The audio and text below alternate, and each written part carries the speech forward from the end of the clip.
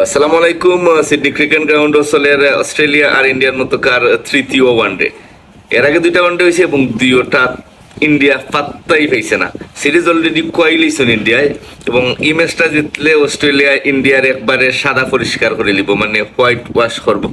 এবং আমরা মানে খুব আলোচনা করছিলাম যে আমরা সহজে ইন্ডিয়া খুব সুপার অবস্থায় আছে, ইন্ডিয়ার সামনে খুব পাত্তা পায় না। আসলে আসল চ্যালেঞ্জ তৈরি হয় বিদেশের মাটিত, সাবকন্টিনেন্টও দেশের মাটিত আইসিসির সুবিধা নিয়ে খেলা যায়। হ্যাঁ, ইন্ডিয়া অবভিয়াসলি খুব ভালো দল এবং তারা রিসেন্টলি খুব ভালো খেলে। আমরা মনে হয়েছিল যে অস্ট্রেলিয়ার মতো মনে হয়, অস্ট্রেলিয়া একটা সময় তারা সোনালি সময় গেছে যে 1996 সাল থেকে 2007-8 সাল পর্যন্ত তারা সুপার খেলাইছে, তারা আনা নিয়ে যাইতো না। তো ইন্ডিয়া আসলে দুই একজন নির্ভর ক্রিকেট খেলে না, তারা তারা টোটাল গেম খেলে, মানে টোটাল মানে প্রত্যেকটা প্লেয়ারে তার অবস্থান থেকে খেলে, এবং তারা রিসেন্টলি খুব ভালো সাফল্য পার।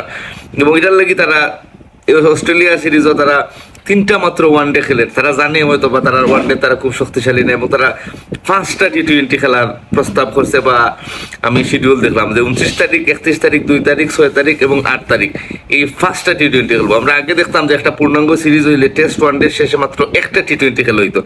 এখন দেখা যায় যে পূর্ণাঙ্গ সিরিজও টি20 প্রাধান্য বেশি, দেখা যায় 3টা বা 5টা টি20 খেলা হয়, ওয়ানডের পরিমাণটা কমাই, এবং টেস্টের পরিমাণ অনেক সময় একটা হয়ে গেছে কি।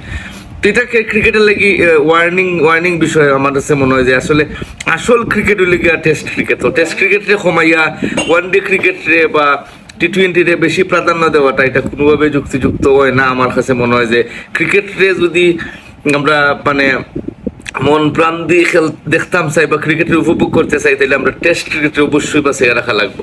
আর টি20 ক্রিকেট হইল ভাতের শেষ ভাতের মতো, যে লাস্টের ভাত খাইলে যে রকম মজা লাগে ওরকম জাস্ট খালি এনজয় করা যায়, একটু সময় লাগে, কিন্তু এটাতে কি আসলে তৃপ্তি পাওয়া যায় না। ক্রিকেটারও খেলতেও না, দর্শকও খেলতেও না। আসল ক্রিকেট কিন্তু টেস্ট ক্রিকেট। ইন্ডিয়া কিন্তু মানে টেস্ট ক্রিকেট এবং টি20 তারা খুব ভালো খেলার, এবং ওয়ানডে একটু স্ট্রাগল করে। যে বিরাট কোহলি কিন্তু ব্যাক টু ব্যাক 2টা ডাক মারছে। আজকে দেখা যাক আজকে কি তা অবস্থা হয়।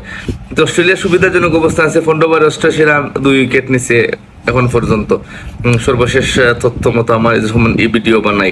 তো আমার মনে হয় যে খুব সহজে এই ম্যাচটা অস্ট্রেলিয়া হারিয়ে দিব, কারণ অস্ট্রেলিয়া গিয়ে অস্ট্রেলিয়ার মাঠে অস্ট্রেলিয়ার আনানিটা সাবকন্টিনেন্ট দেশের লাগি ভেরি ভেরি টাফ। ধন্যবাদ সবাই আমার ভিডিওটা শেষ পর্যন্ত দেখা লাগবে, ভালো লাগলে লাইক সাবস্ক্রাইব করবা। আল্লাহ হাফেজ।